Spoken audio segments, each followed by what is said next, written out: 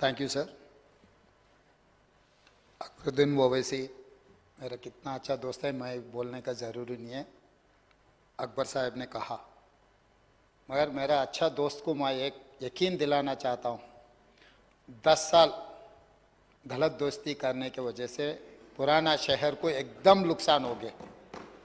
अब सचमुच सही दोस्त को पहचान लिए, सही दोस्त के साथ चले तो सब कुछ पुराना शहर, ये हैदराबाद शहर, इट इज़ नॉट पुराना शहर, it's an actual city, original city.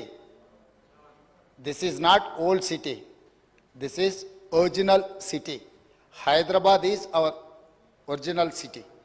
मगर मेरा दोस्त को मैं ये याद दिलाना चाहता हूँ, हैदराबाद मेट्रो जो भी आए, पिछले सरकार जब राजशेखर रेड्डी जी मुख्यमंत्री था, जो बहस हुआ असेंबली में, उसके बाद जो डिसीजन लिए, जो टेंडर बुलवाए, उसमें मेहताज कंपनी कैसे फेल हो गए, उसके आगे दोबारा कैसा टेंडर हुआ, वो पीपीपी मॉडल कैसे सक्सेस हुआ। मैं बोलना चाहता हूँ कुछ जो मिसिंग लिंक्स है, मैं उनसे तकरार नहीं करना चाहता हूँ, मगर रिकॉर्ड में कुछ लोग मेहनत किए, उन लोगों का भी, वो नेता लोगों का भी नाम अपने रिकॉर्ड में आना है।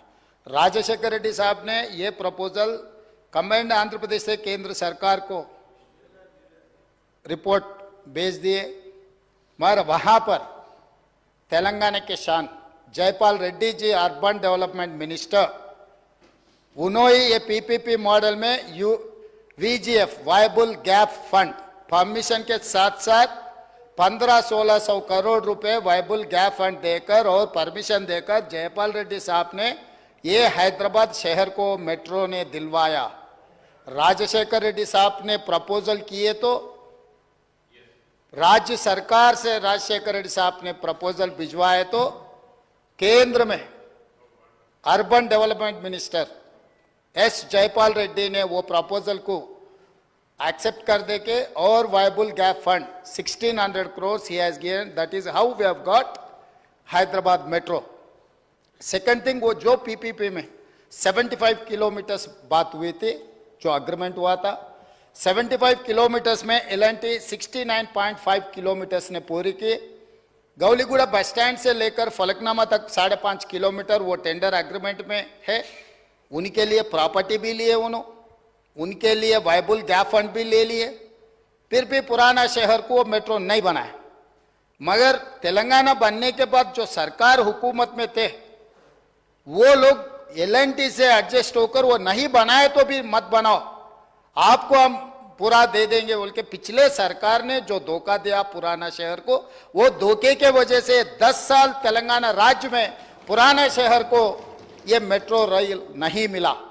मैं मुख्यमंत्री बनते ही, ये ओल्ड सिटी नहीं है, ये ओरिजिनल सिटी है, जरूर वो शहर में मेट्रो रेल बनाने के लिए मैं एमआईएम सदर साहब असदुद्दीन ओवैसी साहब से और अकबरुद्दीन ओवैसी साहब से, दोनों से मैं डिस्कशन कर लेके उसके आगे मैं चंद्रायन गुट्टा में वो जो फाउंडेशन स्टोन जो डालना है, वो 5.5 किलोमीटर बनाने के लिए हम एल&टी से बात किए। मगर एल&टी पिछले सरकार जो लीनेंस दिए, वैसे ही यही सरकार से भी कुछ बोले थे। मैं बोला बाबू देखो ये बनाना पड़ेगा, नहीं तो चरलापल्ली या नहीं तो चंचलगुड़ा में बैठना पड़ता बोल के मैं एल&टी कंपनी को सीधा सीधा बोल दिए। और बात रहा दूसरे सेकंड फेज ऑफ मेट्रो, पिछले सरकार ने जो फाइनेंशियल डिस्ट्रिक्ट, जो हाईटेक सिटी से लेकर हैदराबाद एयरपोर्ट तक 32 किलोमीटर्स बनाने के लिए टेंडर भी बुलाए। साहब आपको तो पता है, आप वहीं से आए, हर दिन आपको कॉन्स्टिट्यूंसी को जाना है तो वही आउटर रिंग रोड से वहीं से जाते हैं आप, आपके कॉन्स्टिट्यूंसी अगल बगल में, आप हैदराबाद शहर में बचपन से आप इधर ही पढ़े लिखे, आप इधर का ही है। जो आउटर रिंग रोड है 500 फीट का रोड है, 8 लेन रोड है, jubilee hills, Banjara hills, hitech city से कोई भी अगर एयरपोर्ट को जाना है तो कार में जाते सर, ड्राइवर भी साथ में नहीं जाते, क्योंकि ये जाके गाड़ी एयरपोर्ट में रख दे के फिर हवाई जहाज में कहीं जाकर काम देख लेके फिर वापस आते, गाड़ी लेकर वापस आ जाते। मतलब कोई वहां के कोई गरीब लोग वहां से मेट्रो में एयरपोर्ट को जाने वाले नहीं है, मगर उनके जान पहचान के रिश्तेदारों को जो जगह है रियल एस्टेट का वैल्यू बढ़ाने के लिए वहां टेंडर बुलाया, काम भी शुरू करने के लिए पूरा सब कुछ कर दिए। उनका बदकिस्मती है कि राज्य में कांग्रेस सरकार आ गई, आते ही तुरंत मैं रिव्यू किया, भाई किस लिए जुबली हिल्स वाले को, बंजार हिल्स वाले को, हाईटेक सिटी वाले को 8 लेन रोड है, बड़ा बड़ा सड़क है, गाड़ियों में एयरपोर्ट को जाने वाले को मेट्रो का जरूरी नहीं है, पहले वो टेंडर रद्द कर दो, क्योंकि ये मास ट्रांसपोर्टेशन वर्ल्ड वाइड कैसे बनाए, जो ज्यादा लोग ट्रैवल करते, ट्रैफिक जाम को कम करने के लिए, गरीब लोगों को ट्रैवल करने के लिए ये मास ट्रांसपोर्टेशन डिजाइन। आप जुबली बस स्टैंड से लेकर देखो, Jubilee bus stand, Secunderabad railway station, Kacheguda railway station, Nampally railway station, Gowliguda, जहां जहां ज्यादा लोग फिरते वहां पर मेट्रो रहना, वहां से एयरपोर्ट को जाना, ये लोग नहीं बनाए, क्योंकि उन लोगों का इरादा ही अलग है। इसीलिए हम लोग आते पूरा मेट्रो का रीडिजाइन करवा के, जो नागौल से जो एयरपोर्ट को जाने वाले को, नागौल से एलबी नगर, एलबी नगर से ओवैसी हॉस्पिटल, ओवैसी हॉस्पिटल से चंद्रायन गुट्टा, चंद्रायन गुट्टा से लेकर P7 रोड, P7 रोड से सीधा सीधा एयरपोर्ट को दिए। अगर यहां से गए तो 32 किलोमीटर से, चंद्रायन गुट्टा से अगर आप मेट्रो बनाए तो 16 किलोमीटर है। दूसरी बात रहा गौलीगुड़ा बस स्टैंड से हम लोग फलकनामा, फलकनामा से चंद्रायन गुट्टा, क्योंकि वो जंक्शन बना रहे, चंद्रायन गुट्टा से राजेंद्र नगर एग्रीकल्चर कॉलेज, क्योंकि वहां पर हाई कोर्ट भी बना रहे, लोग गरीब लोग गांव से कहीं कोर्ट को आने के लिए रहा तो भी वो ओल्ड सिटी में, वहां पर भी हम मेट्रो दिए, और एलबी नगर से हम लोग हैत नगर तक दिए, और हम लोग अपना चंदा नगर से कुकटपल्ली से आगे वहां से BHEL रामचंद्रपुर तक हम लोग मेट्रो नया प्रपोजल दिए। और उसके अलावा भी हाईटेक सिटी से फाइनेंशियल डिस्ट्रिक्ट, जहां पर अमेरिकन काउंसिलेट है, फाइनेंशियल डिस्ट्रिक्ट से लेकर जो कोकापेट में जो नया शहर बन रहे, जो वहां पर जो गंडीपेट के जो बड़े बड़े बंगले आ रहे हैं ना, वहां तक हम एक्सटेंशन की, ये सब नियोपोलिस, तो वहां तक भी हम लोग मेट्रो बनवाए।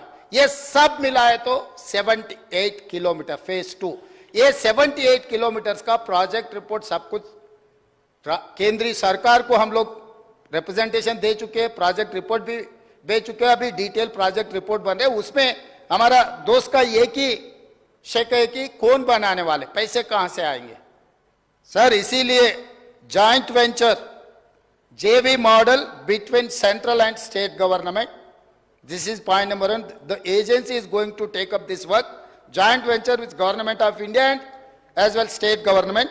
उसमें 15% गवर्नमेंट ऑफ इंडिया का शेयर है, 35% स्टेट ऑफ तेलंगाना के शेयर है, और 45% लोन आउट ऑफ FRBM, क्योंकि केंद्र सरकार ने एक बार ये मान लिए तो FRBM के अंदर ये लोन नहीं आएंगे, और 5% PPP मॉडल, ये 100% से हम लोग मेट्रो रेल बनाने वाले हैं। अकबर साहब, इसमें हम पक्का प्लानिंग किए, अब बेफिक्र रहो, आने वाले चुनाव से पहले चंद्रायन गुट्टा में मेट्रो में आके आपसे वोट मांगूंगा।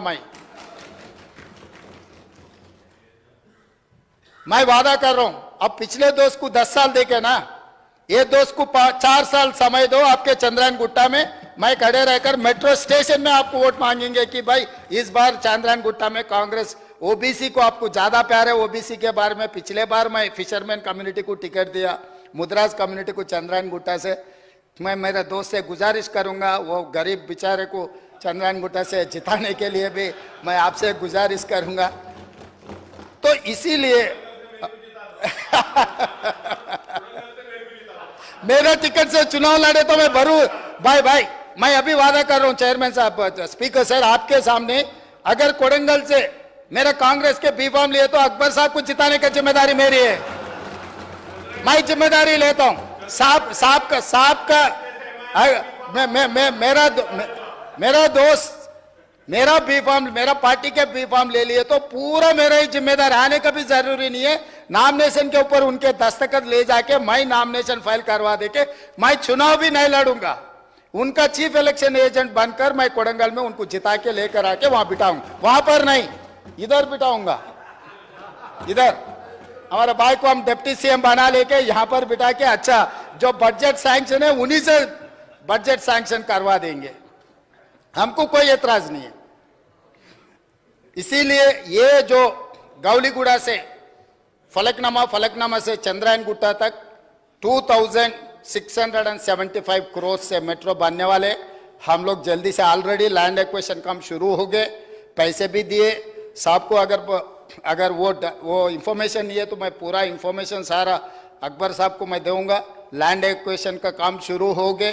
2675 करोड़ से गौलीगुड़ा बस स्टैंड से लेकर फलकनामा से लेकर चंद्रायन गुट्टा तक 7.5 किलोमीटर का जो मेट्रो बनाना है मेरी जिम्मेदारी है। Being an MAUD and chief minister of Telangana, मैं उनको वादा कर रहा हूँ आपके सामने मैं मेट्रो రైల్ बना के दिखाऊंगा। धन्यवाद। పోలీసులకు వాళ్ళు తీసిన విషయము ఇవన్నీ కనుక్కుంటాము। అయితే వారు ఒక ఆరోపణ ఏదైతే చేసిండ్రో ఆ ఆరోపణ సరైనది కాదు। అమిత్ షా గారు, కేంద్ర మంత్రి కిషన్ రెడ్డి గారు, బీజేపీ నాయకులు ఎన్నికల సందర్భంగా చిన్నపిల్లలతో ప్రచారం చేయించిందని ఫిర్యాదు చేసింది కాంగ్రెస్ పార్టీ ఉపాధ్యక్షుడు జి నిరంజన్। నేను అధ్యక్షుడిని, ఆయన ఉపాధ్యక్షుడు। ఆ రోజు ఎన్నికల ప్రచారంలో ఎన్నికల నియమావళిని ఉల్లంఘించి చిన్నపిల్లలను ఎన్నికల ప్రచారంలో వినియోగించిందని అమిత్ షా గారి మీద, కిషన్ రెడ్డి గారి మీద కేసులు కట్టండి అని ఫిర్యాదు చేసిందే కాంగ్రెస్ పార్టీ, నేను అధ్యక్షుడిగున్న పార్టీ। ఆ ఫిర్యాదు మీద ఎఫ్ఐఆర్ పోలీసులు చేసి ఆ ఎఫ్ఐఆర్ విచారణ సందర్భంగా ఛార్జ్ షీట్లో అక్కడ కార్యక్రమాన్ని నిర్వహించిన నిర్వాహకుల మీద ఛార్జ్ షీట్ వేసి అక్కడికి ముఖ్య అతిథులుగా వచ్చిన అమిత్ షా అండ్ కిషన్ రెడ్డి గారిని ఆ ఎఫ్ఐఆర్లో నుంచి పోలీస్ అధికారులు తొలగించడం జరిగింది। తక్షణమే కాంగ్రెస్ పార్టీ తొలగించిన అధికారులకు వ్యతిరేకంగా కోర్టులో ఫైల్ చేసి కంప్లీట్గా వారిని కూడా ఇందులో కొనసాగించాల్సిందే, వారిని ఛార్జ్షీట్లో తొలగించడానికి వీల్లేదు అని కాంగ్రెస్ పార్టీ న్యాయ పోరాటం మొదలుపెట్టింది। కాబట్టి ఇక్కడ నరేంద్ర మోడీ గారు ఈ దేశానికి ప్రధానమంత్రి। నేను మళ్ళీ చెప్తున్నా, ఈ రాష్ట్రాల ముఖ్యమంత్రులకు ఈ దేశ ప్రధానమంత్రి పెద్దన్న లాంటి వాడు। మీరు వివిధ రాష్ట్రాలలో అభివృద్ధి కార్యక్రమాల కోసం అనుమతులు, అభివృద్ధి కోసం నిధులు మీరు ఇవ్వండి, మీరు పెద్దన్న పాత్ర పోషించండి। ప్రధానమంత్రి అంటేనే పెద్దన్న, రాష్ట్ర ముఖ్యమంత్రులందరినీ సమానంగా చూడాలి। మీరు గుజరాత్ రాష్ట్రానికి ఏ విధంగా నిధులు తీసుకెళ్తున్నారో, మీరు ఉత్తరప్రదేశ్కి ఏ విధంగా నిధులు తీసుకెళ్తున్నారో, బీహార్లో మీ పొత్తుల ప్రభుత్వంలోకి ఏ విధంగా నిధులు తీసుకెళ్తున్నారో, తెలంగాణ రాష్ట్రానికి కూడా ఆ విధంగా నిధులు ఇవ్వాలి। తెలంగాణ రాష్ట్రం కేంద్ర ప్రభుత్వానికి ₹1 పన్ను చెల్లిస్తే 43 పైసలే తిరిగి మాకు వస్తున్నాయి। అదే బీహార్ రాష్ట్రం నుంచి ₹1 పన్ను చెల్లిస్తే ₹7.26 తిరిగి బీహార్ రాష్ట్రానికి మీరు నిధులు విడుదల చేస్తున్నారు। ఉత్తరప్రదేశ్కు ₹6 పైచిలకు ₹1 ఉత్తరప్రదేశ్ కేంద్రానికి పన్నులు చెల్లిస్తే ₹6 పైగా ఉత్తరప్రదేశ్కు మీరు నిధులు ఇస్తున్నారు। కాబట్టి వివక్ష చూపించకుండా ఒక పెద్దన్న తరహా రాష్ట్రాలను సమన్వయం చేసుకొని అభివృద్ధి చేయడానికి సహకరించండి అని నేను ఎక్కడో చెవులో రహస్యంగా చెప్పలేదు అధ్యక్ష। ఆదిలాబాద్లో అక్కడనే మిత్రుడు ఎమ్మెల్యే గారు ఉన్నారు భారతీయ జనతా పార్టీ నుంచి।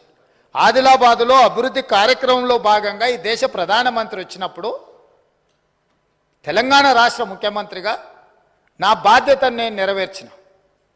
ప్రజలు వారికి ప్రధానమంత్రి అవ్వడానికి తీర్పిచ్చిండ్రు, ప్రజలు నాకు తెలంగాణ రాష్ట్రానికి ముఖ్యమంత్రిగా అవ్వడానికి అవకాశం ఇచ్చిండ్రు। ప్రధానమంత్రుల ముఖ్యమంత్రుల మధ్యలో ఒక సఖ్యత ఉండాలి, సమన్వయం ఉండాలి, అభివృద్ధి కోసం సహకారం ఉండాలన్న ఆలోచనతోటి చేసి అంటే చెప్పిన మాటలు। నేను నరేంద్ర మోడీ గారిని ఏం పొగిడినా నాకేం వార్డు మెంబర్ బీఫామ్ కూడా రాదు అధ్యక్ష। ఈరోజు తెలంగాణ ప్రజలు, కాంగ్రెస్ పార్టీ, మల్లికార్జున్ ఖర్గే గారు, శ్రీమతి సోనియా గాంధీ గారు, రాహుల్ గాంధీ గారు మా 65 మంది శాసనసభ్యులు అనుకోబట్టి నేను ముఖ్యమంత్రిగా ఉన్నా. నేను రాజకీయ ప్రయోజనం కోసం నరేంద్ర మోడీ గారిని పెద్దన్న అనలేదు. రాష్ట్ర ప్రయోజనాల కోసం వారికి గుర్తు చేసిన మీరు పెద్దన్నగా బాధ్యత వహించండి అని. అందుకే మీ ద్వారా अकबर भाई आपको मैं ये गुजारिश कहना चाहता हूं, जो अमित शाह के खिलाफ, किशन रेड्डी के खिलाफ दरखास्त किया कांग्रेस पार्टी ने, हमारे उपाध्यक्ष जी निरंजन ने पुलिस स्टेशन में दरखास्त किए कि छोटे बच्चों को चुनाव में इस्तेमाल किए, उनके खिलाफ कार्रवाई शुरू करो बोल के हम लोग ने दरखास्त किए. वही दरखास्त के ऊपर एफआईआर हुआ. अमित शाह और किशन रेड्डी जी को अक्यूज्ड बनाए. बाद में पुलिस इंक्वायरी में जो वहां पर कार्यक्रम लिए उन लोगों को अक्यूज्ड बनाए, इन लोगों को उसमें से निकाले. तो हमारा पार्टी अमित शाह के खिलाफ, किशन रेड्डी के खिलाफ अब कोर्ट में हम कार्रवाई शुरू किए. तो इसीलिए हम लोग नहीं निकाले. जो पुलिस ऑफिसर्स जो चार्जशीट में निकाले, हम वो चार्जशीट के खिलाफ हम भी दरवाजा खटखटा रहे. तो इसीलिए ये जो आपको जो गलत फहमी हुआ, वो गलत फहमी दूर कर दो. हम बड़े भाई कहा बोले तो राज को कुछ पैसे लाने के लिए कुछ परमिशन, मूसी जो आपके अपना जो ओरिजिनल सिटी है उसको अच्छा तरक्की में ले जाने के लिए हम लोग को पूछे थे, मगर उससे बगल और कुछ नहीं है.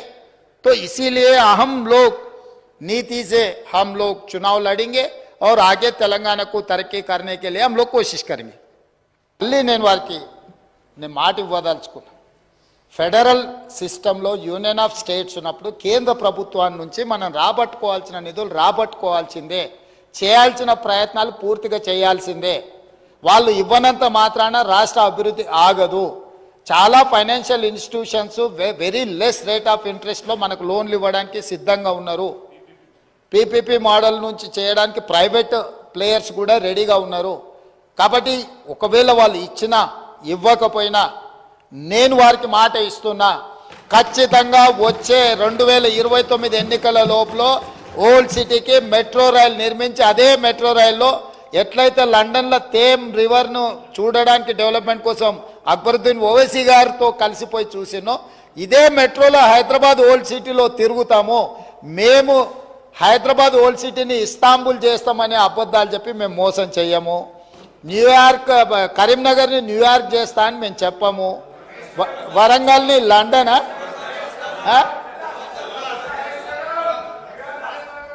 సో వరంగల్ని లండన్ చేస్తామని, కరీంనగర్ని న్యూయార్క్ చేస్తామని, ఓల్డ్ సిటీని ఇస్తాంబుల్ చేస్తామని ఇట్లాంటి అబద్ధాలతో మేము కాలం వెళ్ళదీయము.